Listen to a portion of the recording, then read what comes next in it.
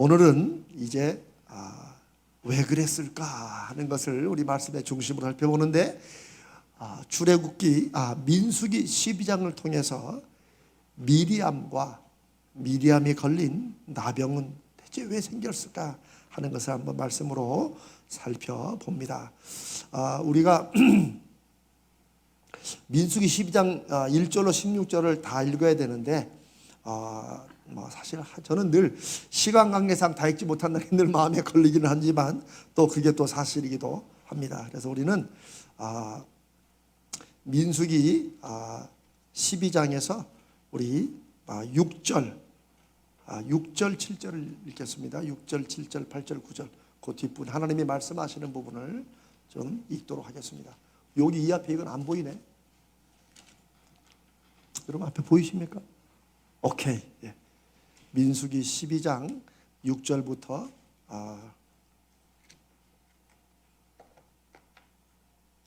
이제야 들어오는 거죠. 오케이. 자, 우리 6절부터 우리 8절까지 6, 7, 8 3절을 함께 읽습니다. 우리 같이 한 목소리로 읽습니다. 시작. 이르시되 내 말을 들으라. 너희 중에 선지자가 있으면 나 여호와가 환상으로 나를 그에게 알리기도 하고 꿈으로 그와 말하기도 하거니와 내 종 모세와는 그렇지 아니하니 그는 내 온 집에 충성함이라.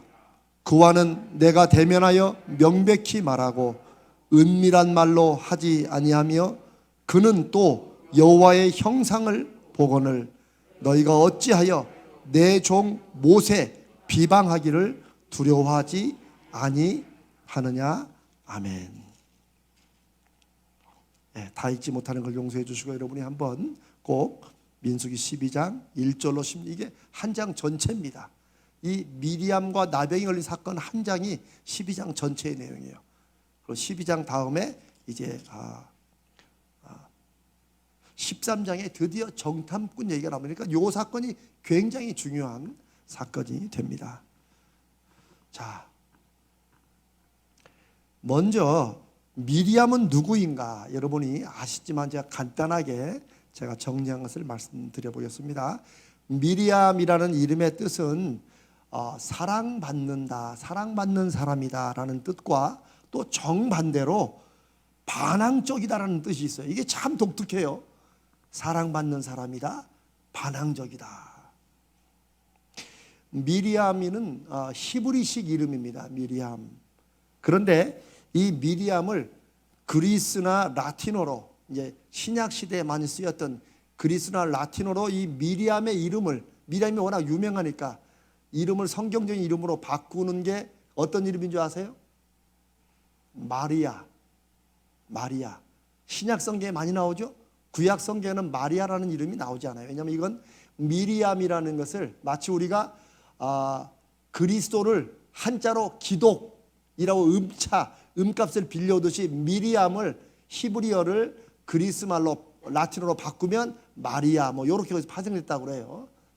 학자들이 그러니까 그런 줄 알아요. 근데 그게 맞는 것 같아요. 그래서 신약 시대에는 사실 미리암 이름이 안 나오고 마리아 이름이 굉장히 신약 성경에 많이 나옵니다. 거기서 나왔습니다. 아시는 대로 미리암은 모세와 아론의 누나입니다. 아마 아론보다도 누나인 것 같아요. 출애굽기 2장에 보면 모세가 그 집안에 이제 셋째가 막내 아들이 태어났을 때 그때는 다 죽이는 때였어요. 아론 때에는 그렇게 하지 않았던 것 같아요. 그런데 너무 이 모세가 너무 귀하게 보여서 그 요게벳이, 어머니 요게벳이 갈대 상자에 담아놓고 하나님의 뜻에 맡기듯이 이제 그 강가로 띄우잖아요. 그런데 그때 미리암이 몇 살이었는지 모르지만 미리암이 그 갈대 상자를 쫓아갑니다. 이렇게 쭉 쫓아가요. 그런데 이 갈대 상자가 누구에게 도착해요? 나일강에서 그때 있던 바로의 공주, 바로의 딸이라고 할 수 있겠어요. 바로의 딸에게 발견이 됩니다. 근데 이미 그 아이를 덮은 담요나 이런 걸로 봐서 히브리 노예의 아들이란 걸 대박 알게 되죠. 그런데 이 미리암이 그때 나서 가지고 제가 이 히브리 아이를 위한 유모를 한번 찾아봐 드릴까? 적재적소에 딱 나타나요. 그러니까 이 공주가 얘가 어디서 왔는지 모르지만 너무 필요하니까 그래 그럼 네가 한번 찾아봐라. 아마 이걸로 봐서 미리암이 상상하기에 10살 요때가 아니고 상당히 좀 컸던 것 같아요. 이렇게 짐작에. 그런데 아무리 컸다고 해도 20살 이상은 아니었을 것 같은데 세상에 그래가지고 누구를 유모로 돼요? 자기 엄마 요게벳을 모세의 유모로 됩니다. 그래야 모세는 젖될 동안 당시 상당히 이제 젖을 상당히 오랫동안 먹였다 보니까 아마 3년 4년이었다고도 보는 학자가 있어요. 4년 동안을 요게벳이 그 죽을 수밖에 없는 아들 모세를 자기 품에 안고 젖을 먹여 키웁니다.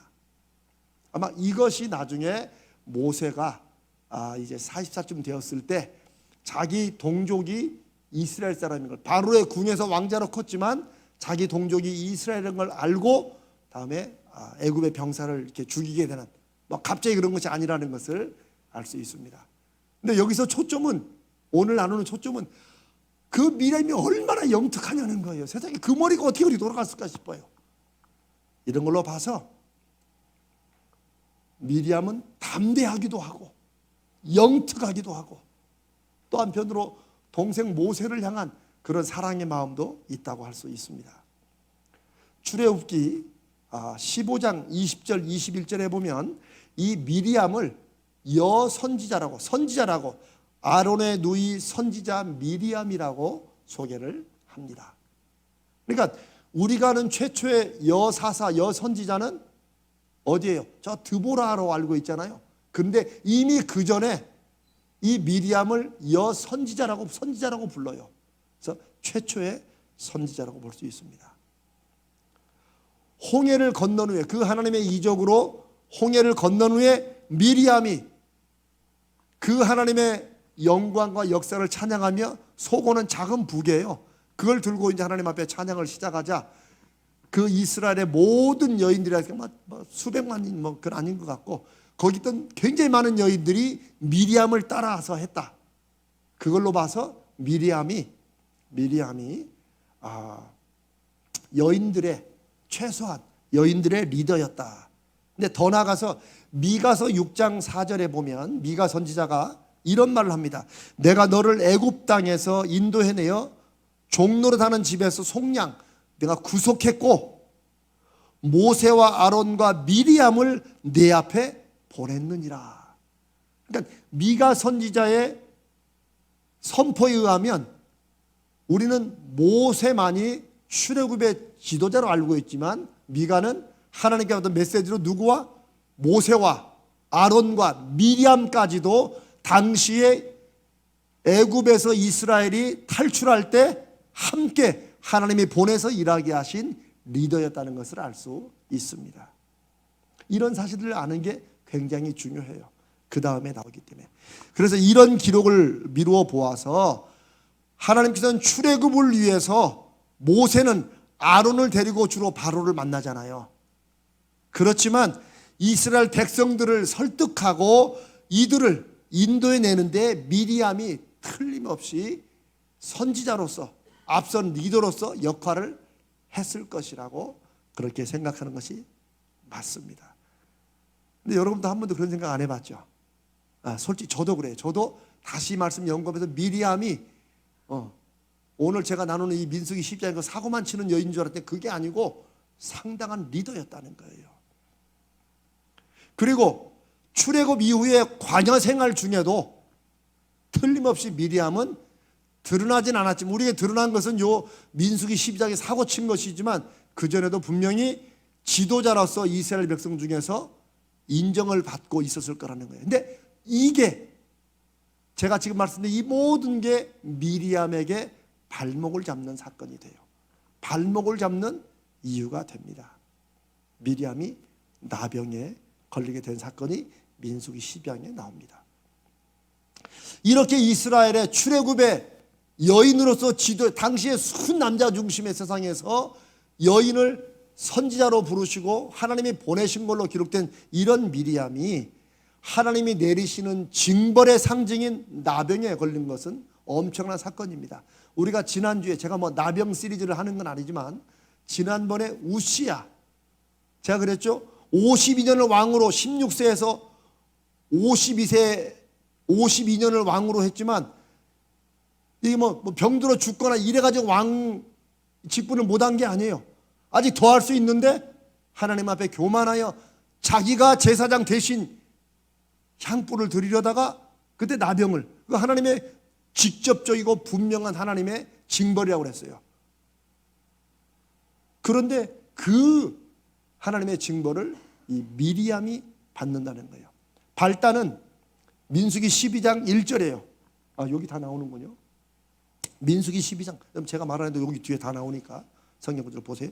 민수기 12장 1절에 모세가 구수 여자를, 구수라는 게 좀 아프리카 계통이나 요런 계통의 흑인으로 이제 알려져 있습니다. 근데 이게 뭐 인종에 관한 문제가 아니라 이방 여인이라는 거예요. 물론 모세 첫 번째는 십보라도 역시 이스라엘 백성은 아니에요. 왜냐하면 광야에 40살 도망갔다가 거기서 만난 이제 여인이 십보라였기 때문에 그랬는데, 이 미리암과 아론이 모세가 그 구수 출신의 여인을 또 아내로 삼은 거, 이것을 놓고 이제 비방을 하기 시작했다라고 말합니다. 근데 원문에 보니까 여기 이 성경에는 미리암과 아론이 모세를 비방했다고 나오지만 히브리 원문에는 그리고 그녀가 말했다라고 함으로써 한 사람이, 그것도 여자가 모세에게 비판의 말을 했다, 이런 구절로 봐서 우리 성경과 영어 성경은 미리암과 아론 두 사람이 말한 걸로 말했지만 사실은 주도권은 누가 있었어요? 미리암이 이 사건의 주도자라는 것을, 그리고 아론은 그냥 동조자, 쉽게 말하면 누나가 하는데 뭐 따라가야지, 아니면 아론도 조금 그런 마음이 있었지만 그렇게 앞서서 하고 싶진 않고, 뭐 요런 설령 제가 이제 여기 성경을 아무리 이런데 찾아봐도 미리암이 누나인지 모세가 오빠인지 그건 안 나오더라고요. 그런데 성경에 이름이 이렇게 써진 거 보면은 미리암이 첫 번째인 것 같아요. 근데 뭐 틀려도 그건 중요한 게 아닙니다. 시험 안 보니까 시험이 안 나옵니다. 이거 미리암이 모세를 먼저 비판했고 아론은 그냥 가담자였다. 왜냐하면 이름도 미리암이 먼저 나와요. 미리암과 아론이 그렇게 나오죠. 그렇죠? 항상 이 성경에 이름이 먼저 나오는 것은 굉장히 중요한 의미가 있어요. 우리가 누구의 편지 보낼 때도 항상 먼저 이름 쓰는 사람이 있잖아요. 이제 나중에 우리가 또 한번 나눌 기회가 있지만 브리스길라와 아굴라 할 때 브리스길라가 누구예요? 아내예요, 아내. 그러니까 여자 이름을 먼저 쓰는 것은 거기에서 아굴라가 남편도 함께 사역했지만 누가 바울을 도와서 사역을 주로 한 거예요? 아내인 브리스길라가 주로 했다는 거예요. 그리고 그 사람의 교회에서 더 지도자로 인정을 받았다는 그런 의미가 됩니다. 그리고 또 하나 뒤에 보면 똑같이 모세를 비방했다고 그러면 왜 미리암만 나비에 걸려? 그렇죠? 하나님이 설마하니 뭐 여자라고 더 그런 건 아니시잖아요. 나병은 아론은 안 걸려요. 그런 걸 봐서 하나님께서 요 사건의 주동자는 누구야? 미리암이다 라고 이제 여러분 성경 보실 때 이렇게 짐작할 수가 있는 거예요. 이렇게. 근데 어떤 사람도 이런 걸 잘못 읽고 성경의 하나님도 여성들을 굉장히 학대했고 이렇게 본다. 아니 실제로 보는 사람들이 있어요. 이런 구절 놓고 하갈 같은 경우도 하갈을 굉장히 이 시대에 막 핍박받는 여인의 상으로 막 이렇게 하기도 해요. 그러니까 성경이 쓰여 있지만 다 자기들 나름대로 해석해 나가면 엉뚱한 대로 가요. 자, 그런데 그러면 우리가 모세가 구수 출신의 여인과 결혼한 것은 아무런 문제가 안 되는가? 성경은 이에 관해서, 그리고 학자들도 제가 몇 군데 보니까 특별한 언급이 없어요. 그러나 그러나 구수 여인과 이방 여자와 결혼을 또 하는 게 아무런 잘못이 아니라면 뒤에 나오겠지만 미리암이 이제 시비를 걸려 영적 권위를 이렇게 자기가 주장하기 위해서 한 거예요. 미리 결론부터 말하면. 근데 여러분 아무런 문제거리가 안 될 거 가지고 그거를 끌고 나올 리는 없잖아요. 제가 이제 무슨 말인지 알겠어요? 미리암이 그 바보도 아니고 제가 아까 영특하다고 그랬잖아요. 너무 머리가 똑똑하고 담대해요. 그런 사람이 요거 기회다. 쉽게 말하면 모세의 영적 권위를 내가 한번 앞서서 이런 마음으로 사고를 칠 때 아무것도 아닌 거죠. 그렇지 않고 이거는 누구라도 모세가 그래도 리더인데 그러면 되나? 이런 것들이 분위기가 쫙 있을 만한 그런 일이라는 거예요. 그런데 아무리 그런 일이라고 해도 그 문제를 제기하는, 그리고 그 문제를 이렇게 중심으로 잡아가는 것이 이 구스 여인과 결혼한 사건과는 상관없는 쪽으로 미리암이 몰고 가요. 그런 걸로 봐서 자기 안에 숨어있는 본심이 드러났다라고 미리 볼 수 있어요. 왜냐하면 이런 말씀 왜 드리냐면 이제 뒤에 보면 우리가 아까 읽은 구절중 하나님께서 모세를 엄청 두둔해요. 심지어 너희가 어때 모세를 비방하는 것을 겁없이 하느냐라고 할 정도예요. 그렇다고 해서 하나님이 남들도 상적으로 다 아는 저건 좀 아닌 것 같은데 이것을 하나님이 다 없는 것처럼 하시고 모세가 다 잘했다 그렇게 말씀하시지 않는다는 거예요. 하나님은 여기서 그 문제를 정확히 지적해서 그 지도자가 그 문제에 잘못한 것을 비판받고 그것을 뭐라고 하느냐, 요게 본말이 전도된다는 말이 있죠.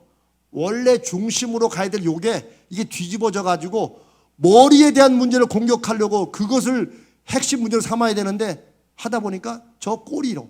근데 그게 더 중요해 자기한테는. 요렇게 가는 사건을 말하고 있다는 거예요. 하나님께서 지금 미리암에게 나병까지 내리실 만큼 문제로 보시는 부분은 성경에 요 한마디만 딱 했을 리가 없죠. 미리암이 모세에게. 그러나 많은 비판의 내용 중에 우리가 알잖아요. 이 말 저 말 해도 우리가 딱 들으면 요거 하려고 그러는데 말을 뱅뱅 돌리잖아요. 이렇게. 그거 다 알아요. 근데 하나님께서는 더 아셨어요. 그래서 하나님은 그 점을 딱 지적하시고 그게 성경에 기록되어 있다고 보면 돼요. 성경에 한마디 나와 있다 해서 그게 전부라고 볼 수는 없죠. 미리암이 모세를 비방한 내용이 성경에 기록되어 있는데 민수기 12장 2절 상반절에 우리 한번 읽어봅니다. 시작. 그들이 이르되 여호와께서 모세와만 말씀하셨느냐 우리와도 말씀하지 아니하셨느냐 하며 요게 미리암이 비방한 내용의 핵심이에요. 구수 여인과 결혼한 것은 상관이 없어요. 그런 말은 안 했던 게 아니에요. 분명히 구수 여인과 결혼한 것 때문에 문제를 삼았어요. 근데 하나님께서 미리암의 속 중심으로 딱 보고 지적하시는 건 결국 나병에까지 가게 된 건 바로 요거예요. 하나님이 모세에만 말씀하셨냐? 우리하고도 하나님이 말씀하시지 않냐? 쉽게 말하면 우리도 선지하지 않냐는 거예요. 우리도 하나님이 불러가지고 말씀 주시고 이스라엘 백성에게 선포하게 하시고 우리도 그런 사람 아니냐? 라는 말이 하나님이 미디암에 대해서 그건 네가 잘못이고 그러면 안 된다고 나병까지 벌을 내시는 이유라는 거예요. 여러분 하나님께서 미디암과 아론과 말씀을 이렇게 하셨을까요? 안 하셨을까요? 하셨겠죠.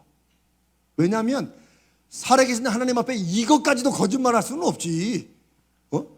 미디암이나 아론이나 한 번도 하나님의 음성도 못 듣고 이러고 다 모세를 통해서만 들으면서 하나님께서 모세와만 말씀하시는 우리와도 말씀하시는 이렇게 거짓말할 수는 없지. 그걸로 봐서 미디암과 아론도 하나님의 음성이나 하나님의 말씀이나 메시지를 들었다는 거예요. 그래서 선지자로 기록하기도 했고, 그리고 그 다음에 6절부터 하나님께서 모세와 다른 선지자를 비교하시잖아요. 그렇죠? 이걸로 봐서 미리암도 하나님의 음성도 듣고 말씀도 듣고 선지자의 역할을 분명히 했다는 거예요. 하나님이 그거를 아니라고 말씀하지 않으세요. 그러나 하나님은 더 분명히 네가 선지자인 건 맞을 수 있지만 너는 모세하고 비교할 만한 건 아니다, 이렇게 말씀하시는 걸로 봐서 하나님께서 모세만 말씀하셨느냐 우리도 말씀하지 않았냐 이 말 자체가 사실은 틀린 게 아니에요. 그러나 여러분, 사람 사이에 갈등이 일어나는 것은 그 말이 맞고 틀리냐 말이 아니에요. 말은 맞는데 네 뜻은 그게 아니잖아, 이거야 이거. 그런데 사람들이 거짓말할 때는 내가 말도 그렇겠지만 뜻도 그렇다라고 하지만 실은 말은 그렇게 하지만 속뜻은 딴 데 있는 거지. 이게 4,000년 전의 미디암이나 오늘날 우리나 사람은 다, 저는 성경을 보면 놀랄 일은 사람은 다 똑같구나. 그러니까 하나님께서 바울을 통해서 모든 사람이 죄를 범했고 우리가 다 죄인이라는 거예요. 그게 짓지도 않은 죄를 뒤집어 씌우는 게 아니라는 게, 우리에게 다 그런 게 있어요. 2절 하반절에 우리가 아까 읽었던 뒷번에 보니까 여호와께서 이 말을 들으셨더라. 굉장히 의미심장한 말씀이에요. 그러니까 지금 미리암은 모세에게 혹은 모세와 다툼 속에서 아니 뭐 하나님이 모세 당신하고 말했느냐 우리하고도 말하지 않느냐 이렇게 말하지만 하나님은 그 미리암의 말을 들으신 거예요. 하나님이 들으시는데 두 가지가 있어요. 우리의 기도를 들으시고 우리의 작은 신음에도 응답하시고, 이거는 감사한 거지. 그러나 미리암과 아론이 한 말을 하나님이 들으셨더라, 이건 뭐예요? 하나님이 판단하신다는 거예요. 심판하신다는 거예요. 이게 무서운 말씀이죠. 하나님 앞에 악한 말을 하면 하나님이 들으신다. 요즘에는 하나님이 들으신다고 우리는 다 축복과 좋은 걸만 말하지만 그렇진 않아요. 그렇진 않아요. 하나님의 결론은 9절. 결론은 9절이에요. 9절. 앞에 6, 7, 8 아까 읽은 거 모세와 선지자를 이렇게 비교하시면서 하나님의 결론은 9절 읽습니다. 시작. 여호와께서 그들을 향하여 진노하시고 떠나셨다. 끝이에요. 진노하시고 떠나셨어요. 사실 왜 그랬을까는, 하나님이 왜 이렇게 진노하셨을까라고 질문할 수도 있어요. 그런데 그만큼 미리암의 말과 행동과 태도 속에 숨겨있는 그런 악함이 있다는 거예요. 또 10절은 그 결과를 말해줘요. 읽습니다. 시작. 미리암은 10절. 그 밑에 쭉쭉쭉.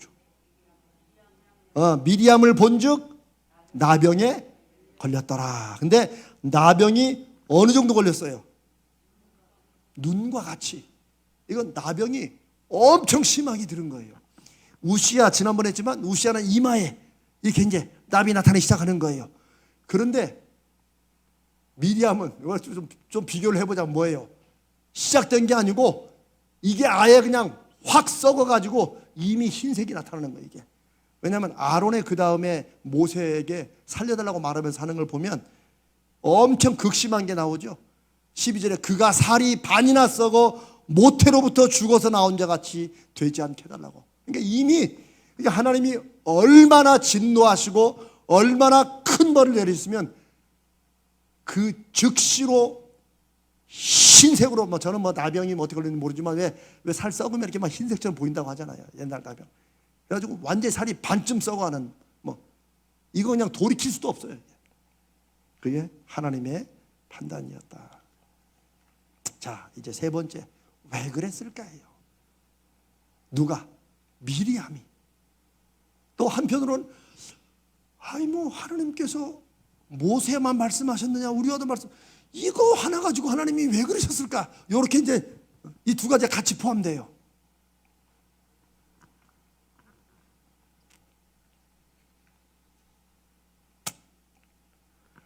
미리 결론부터 말하면 미리암은 하나님 앞에 반기를 들은 거예요. 하나님이 세우신 영적 질서에 대해서 반기를 들은 거예요. 이게 결론이에요. 미리암이 의도적으로 하나님께 대적할 마음은 감히 아니었을 것입니다. 왜냐하면 미리암도 하나님께서 애굽을 나올 때 10가지 재앙을 어떻게 하셨는가를 이미 아셨고, 홍해를 가르시는 그 하나님의 역사를 보면서 자기가 하나님의 선지자 된 것이 한편으로 감동하고 감격하면서도 하나님이 얼마나 크시고 한편으로 두려운 분인지를 미리암도 잘 알았을 거예요.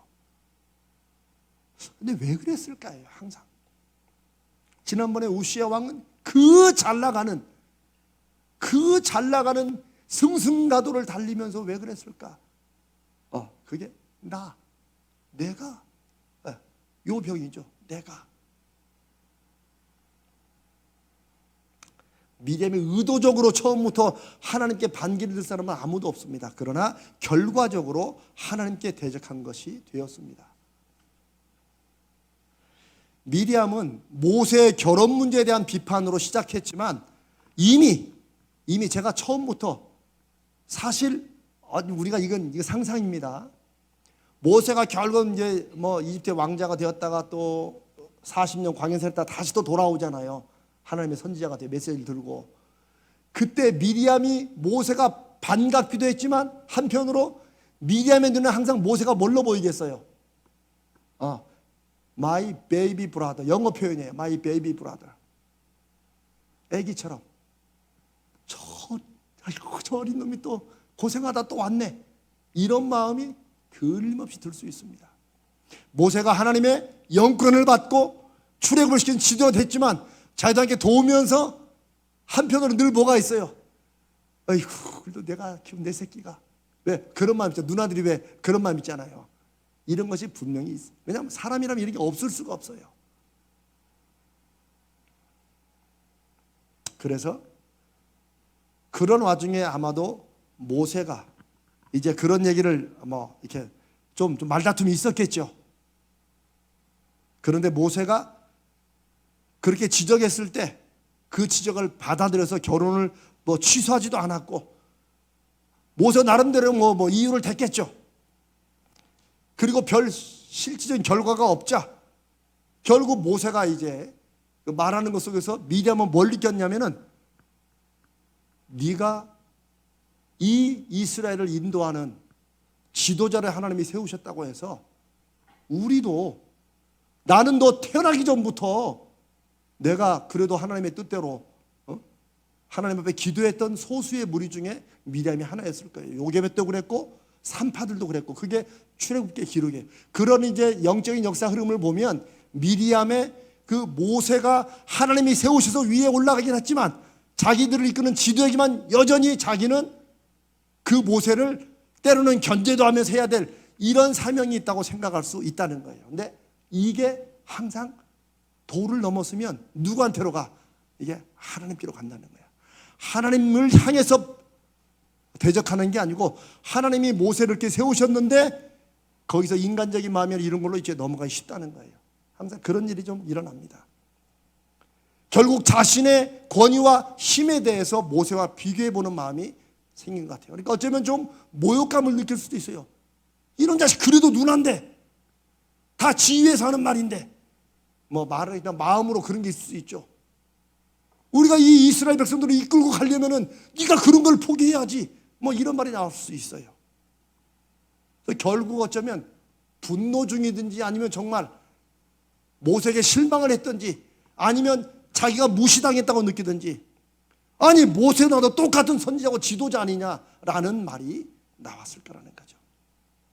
그런데 이거는 그냥 말 한마디 툭 나온 걸, 실수를 말하는 것이 아니에요.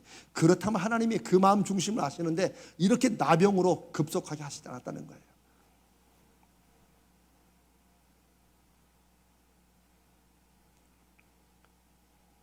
여호와께서 모세와 말씀하셨느냐, 우리와도 말씀하시지 아니하셨느냐.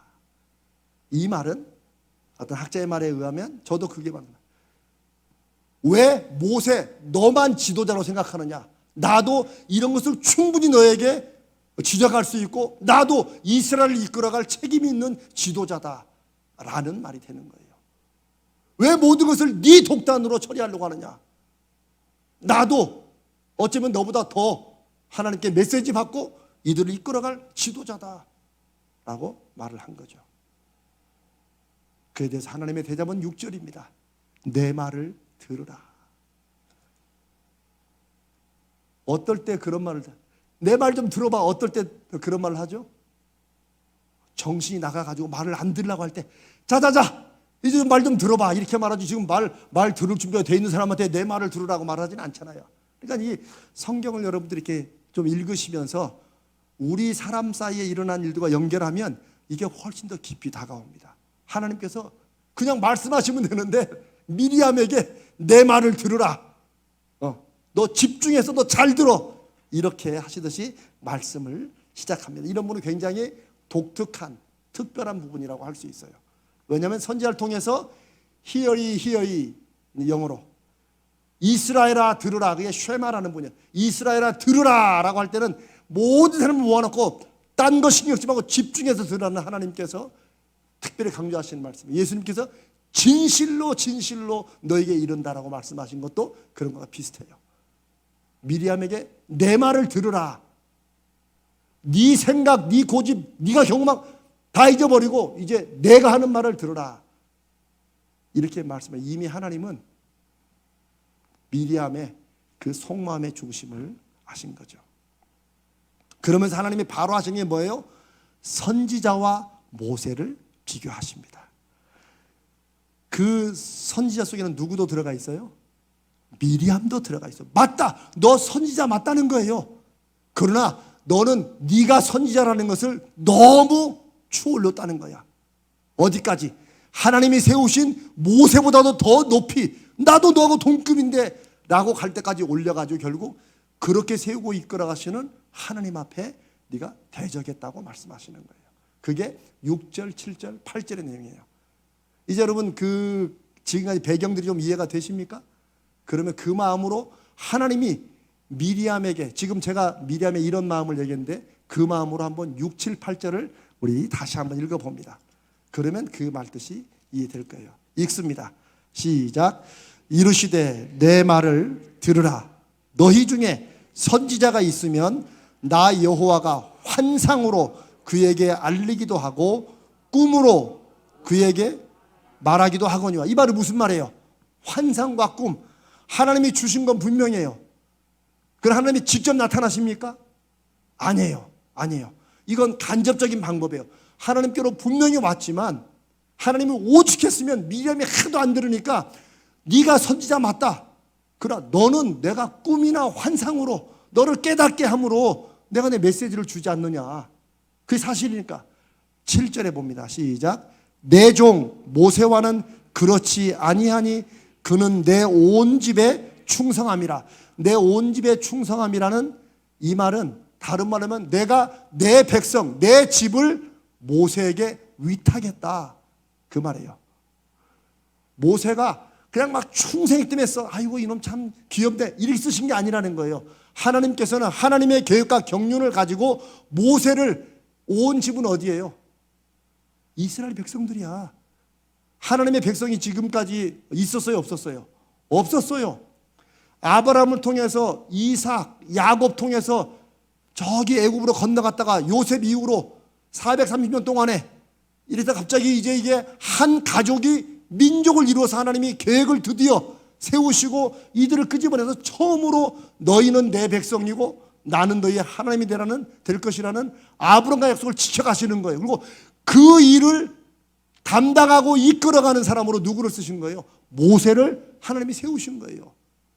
그는 내 온 집에 충성함이라. 내가 이스라엘 백성의 일을 내가 모세에게 맡겼다는 거예요. 그런데 미리암은 그 정도가 아니라 내 베이비 브라더, 내가 너 그때 안 했으면 너는 죽은 거야, 이런 마음도 있을 수 있겠죠. 나도 하나님 앞에 메시지 듣고 나도 출애굽할 때 너만 했냐? 나도 다 이거 했다, 이런 마음들이 선을 넘어간 거라고 볼 수 있죠. 그 다음에 8절 읽습니다. 시작.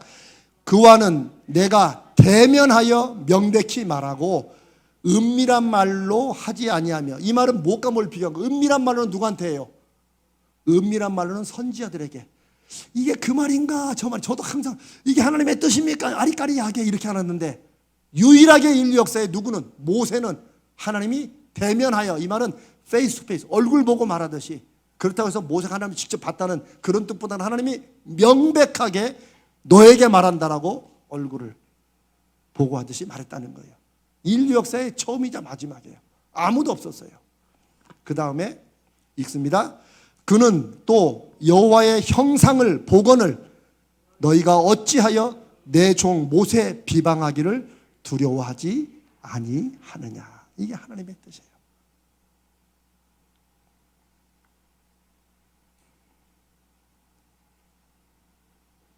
미리암이 우리하고도 말씀하신다는 그 말에 하나님이 분명한 하나님의 뜻과 하나님의 질서를 말씀해 주시는 거예요. 너도 선지자지만 모세에게 내가 뭐가 있는가? 특별한 하나님의 계획이 있어 그렇게 쓰신다. 이 말이 니들은 짭도 안 돼 모세한테는 이런 말씀이 아니에요. 사람 모세를 세우시는 게 아니에요. 하나님이 모세가 없었으면 출애굽을 못 시키느냐? 아니에요. 하나님의 역사는 그렇게 되지 않아요. 제가 그랬잖아요. 하나님은 순종하는 사람을 쓰신다고. 그러니까 저와 여러분도 마찬가지. 저는 인생에서 처절히 깨달은 게 그거예요. 내가 뭔가 좀 준비가 되고 좀 뭔가 자격이 되면 하나님이 쓸 수밖에 없을 것처럼 이 착각한 거지. 왜냐하면 저는 또 그렇게 들었으니까. 하나님이 옛날에 우리 막 부흥회 할 때 하나님이 이제 큰 사람을 쓰시려고 막 준비시키시고 나는 하도 그런 걸 들어가지고 나도 그냥 가서 하기도 받고 막 이렇게 하면 쓰실 줄 알았는데 하나님은 쓸 수밖에 없는 사람은 없어요. 이거는 한편으로 감사하면서도 두려운 사실인 걸 알아야 돼요. 내가 순종 안 하면 하나님은 내가 순종할 때까지 그러면 너는 있어. 그리고 순종하는 다른 사람을 쓰신다는 거예요. 그리고 우리는 세월 다 보내고 이제 그랬다는 거죠. 이 마지막에 여러분과 함께 만나가지고 마지막 불꽃을 한번 태워보자는 것입니다.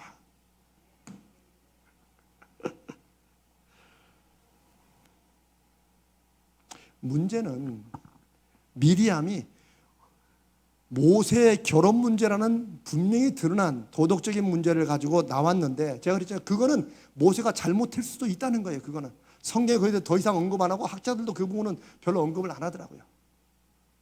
그러나 잘못일 수도 있지만 그러면 그 문제를 지적해서 모세가 하나님께 맡아서 이스라엘 온 집을 결국은 가나안으로 인도해가는 이 중체단 일을 한다는 것을 인정하면서 그런 모세 당신이 이걸 하면 되겠냐라고 갔어야 되는데 미리암의 마음속에는 그거 하다가 열받아서 딴 곳으로 간 것이 아니고 제가 그랬잖아요. 처음부터 미리암에게는 자기도 너만 못한 게 아니다. 그 말이 하나님께서 모세만 말씀했느냐?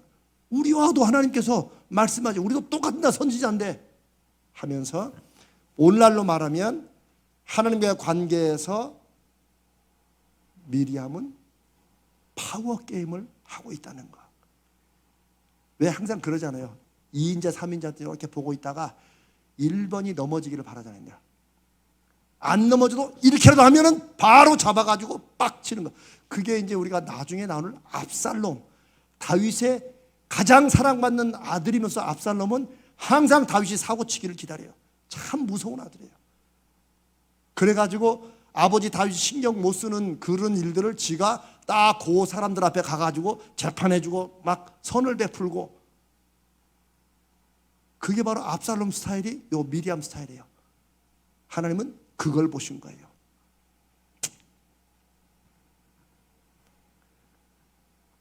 미리암은 어쩌면 이런 도덕적인 문제를 삼아서 자기의 정치적 권력의 강화를 의도했을지 모르지만 미리암이 착각한 거죠. 왜냐하면 하나님이 쓰시는 모든 사람은 다 연약해요. 저는 절대 이 말로 다 실수했으니까 넘어가자 그런 뜻이 아니에요. 그것은 그 일로 지적해야 되는데 항상 사람의 분노와 비판 속에는 뭐가 들어가요? 하나님, 그렇게 인도하시고 이끌어하신 하나님과 대적하는 여기까지 넘어가요. 결국 제가 하나님이 모세를 인간적으로 두둔한 게 아니라는 것, 이 사실은 어디서 증명이 돼요? 모세도 하나님 앞에 반석을 명하여 물을 내는데 지가 열받아가지고 그럼 내가 이 반석에서 물을 내봐야 니들이 알겠냐라고 하면서 반석 쳐가지고 결국 그 사건 때문에 르비딤, 그 사건 때문에 가나안 못 들어가잖아요. 하나님이 모세를 그렇게 움직였으면 다 덮어야지. 그렇지 않습니다. 그러니까 우리가 성경을 이렇게 쭉 읽고 해석할 때 이 부분만 보지만 전체적으로 하나님이 어떻게 이 사람에 대해 하시는가 이걸 보면은 제가 지금 드리는 말씀이 이렇게 여러분에게 이해가 되실 것입니다. 영적 지도력은 하나님이 세우시는 것이라는 것을 늘 인정해야 돼요. 특별히 현대 교회는 더 그래야 돼요. 물론 이런 영적 지도력을 인간적인 파워로 생각해서 그걸 가지고 잘 먹고 잘 사는 목사들이 있어서 문제긴 하지만 그런 사람들은 하나님이 다 치십니다. 분명합니다. 성도들이 안 믿는 사람들이 야, 저 목사가 저런 걸 봐서 하나님이 살아계시냐 이런 말을 듣게 하는 목사를 사람 눈에 보기에 그 사람이 잘 먹고 잘 산다고 해서 다 잘 끝날 거라고 생각하시면 안 됩니다. 우리는 그런 점에서 늘 하나님 앞에 야고보서의 말씀처럼 우리가 다음 주에 조금 더 나누겠지만 야고보 3장 1절에 야고보 사도는 이런 말을 합니다. 내 형제들아, 거기 나와 있네. 우리 같이 한번 읽습니다. 시작. 내 형제들아, 너희는 선생된 우리가 더 큰 심판을 받을 줄 알고 선생이 많이 되지 말라. 만약에 교회도 세상의 회사나 이런 것처럼 내가 몇십 년을 이렇게 했는데 이 자리는 올라가야지라고 생각하는 것부터 이미 한국 교회는 병들기 시작했어요. 장로 자리가 평신도들이 남자가 올라갔을 때는 최고의 자리고 권사 자리가 여자의 최고의 자리. 이게 이미 머릿속에 박혀 있어요. 우리가 그렇게 만든 거예요. 그렇게 생각해서 자리나 직위로 생각해서 직분을 받으면 우린 야고보 사도가 선생된 우리가 이거 가르치는 사람을 말해요. 당시에 하나님의 말씀을 가르치는 교사들이 하나님의 은사로 인정받고 많이 아마 존경을 받았을 때였어요. 그러나 이거는 꼭 가르치는 일만 말하는 게 아니에요. 교회에서 누군가를 지도자로서 가르치고 이끌어가는 모든 목사는 당연히 포함되고 우리가 다음 주에 요건 한 번 더 하겠지만 순장들 인도자 모든 사람이 다 마찬가지예요. 자기 자신이 하나님 앞에 말씀을 받고 사명을 받아 누군가를 인도하고 이끈다고 생각하면 그렇다면 부모도 마찬가지예요. 더 큰 심판을 받는다. 하나님이 더 엄격한 눈으로 보신다는 걸 알아야 돼요. 그 결과가 하나님이 모세를 막 이렇게 띄워주시는 것 같지만 아니에요. 내가 지난주에 그랬죠. 하나님은 자기 이름을 위하여 사람들을 의로운 길로 인도하시는 분이시다. 사람들이 아무리 악하고 해도 하나님께서 하나님의 백성이라는 이름 때문에 그 사람을 붙잡고 끝내 포기하시지 않는 이유도 모세가 여러 번 기도하지만 하나님이 지금 이 백성을 이 죄로 죽이시면 다른 사람들이 저 사람들의 신이 결국 저 사람을 끄집어내다 다 죽였다라고 하나님의 이름이 땅에 떨어지지 않겠습니까? 모세가 그냥 하나님의 마음을 쏙 안 거지 그냥. 하나님은 그럴 때마다 다 용서하세요. 미리암에게는 하나님께서 네가 하나님이 세우신 영적 지도자나 질서라는 게 뭔지도 모르고 이게 마치 무슨 자리 싸움처럼 이제는 모세가 아니라 내가 이제는 하는 그걸 하나님이 중심을 보신 거예요. 그래서 선지자들과 모세와는 다르다. 어쩌면 이건 또 다른 말 보면 바로 이제 13장에 바로 가나안 땅에 들어가기 직전에 12 정탐꾼을 보내는 사건이 13장에 나타나요.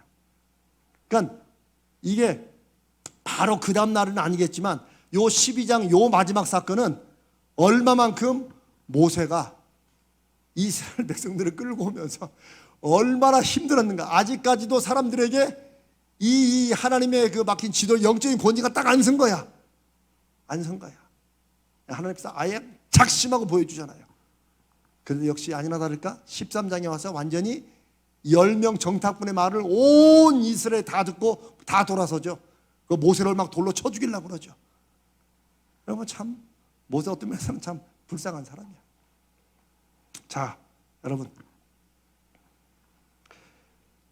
만약 영적 지도력에 문제가 있다면 이 영적 지도력은 모세에게서 양보받는 게 아니에요. 모세가 그럼 알았다고 당신이 하라고 이렇게 한다 해서 줄 수 있는 게 아니라는 거예요.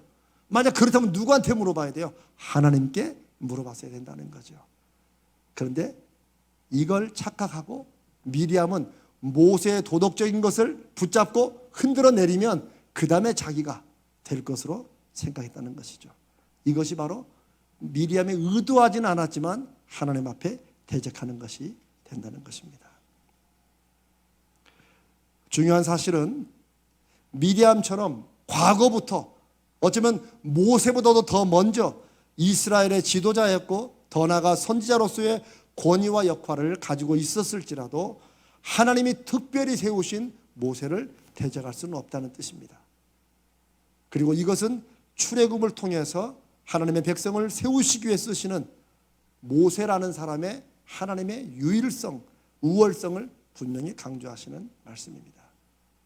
한 번 더 말씀하지만 하나님은 하나님이 세우셨다고 해서 모세를 일방적으로 모든 도덕적인 약함에도 불구하고 다 덮고 가시는 게 결코 아니라는 거예요.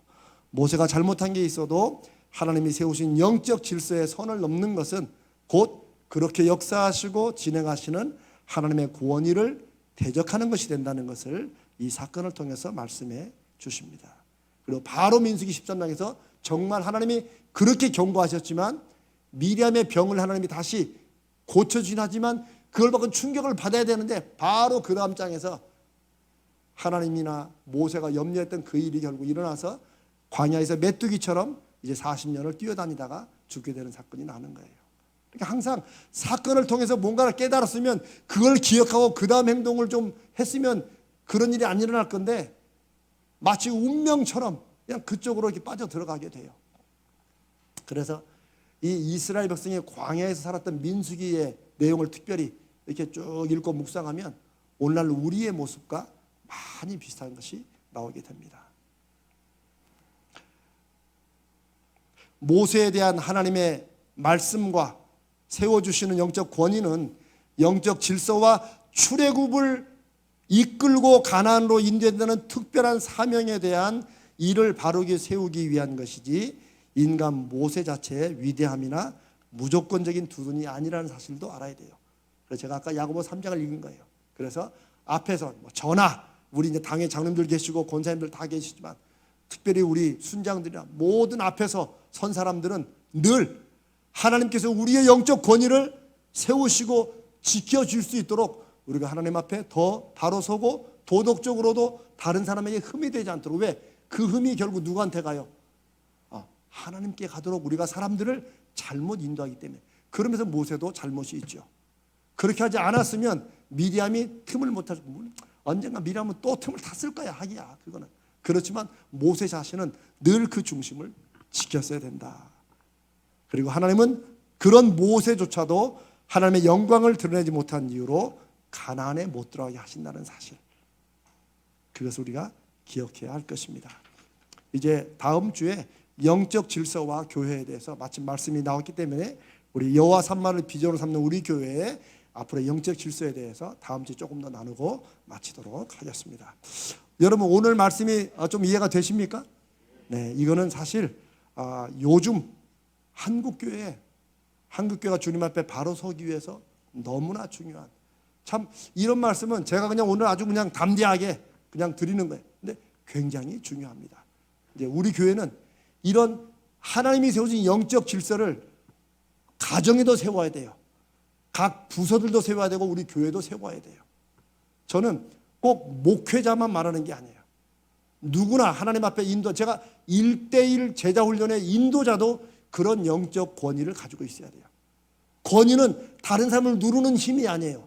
하나님이 맡기신 것이기 때문에 내가 이걸 제대로 하지 못하면 이 사람을 통해서 하나님 앞에 비판이 돌아가고 그 책임은 더 큰 심판을 받는다는 야고보서의 경고가 우리한테 온다는 것을 알아야 돼요. 그러나 두려워할 게 아니고 그래서 믿음으로 잘 세워갈 때 하나님이 그 영적 질서를 통하여 어떤 일과 역사를 이루시는지를 우리는 보게 될 것입니다.